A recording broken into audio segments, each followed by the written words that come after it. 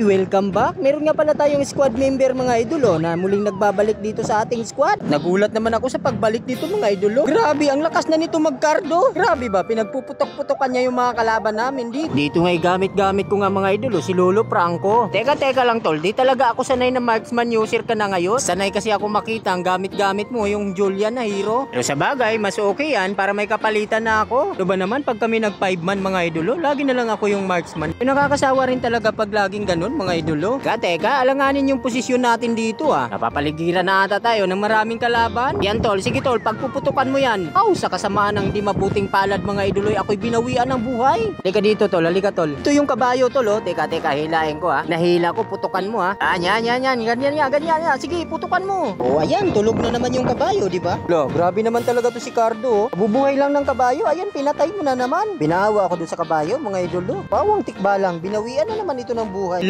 Hala, may maitim. Ano yung maitim na yan?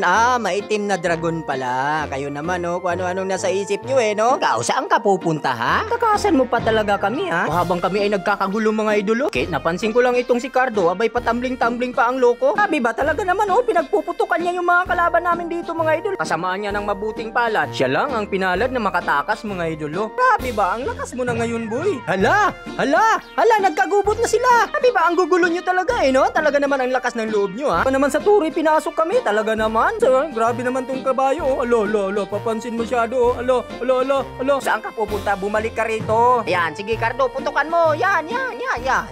Binawian na naman ang buhay yung kabayo. Grabe talaga si Cardo. Tol, teka lang ha. Ulihin ko yan. Sasampaling so yan si Reyna tol. Sige tol, putukan mo tol. Grabe naman talaga tol. Aba, napapatakbo na lang yung dragon no. Alika rito. Ano.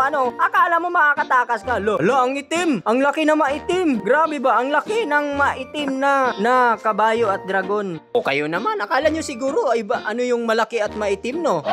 Aminin, iba yung nasa isip nyo. Halika dito. Tago-tago ka pa sa likod ng turret. Turret ba yan? Turret ba tawag yan? Ayan, Cardo, sige, putukan mo Cardo. Ayan, putukan mo yung kabayo. Boy. Ayan, boy.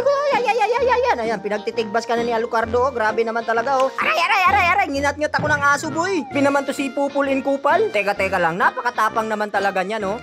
Lumalaban ba yan? Ano?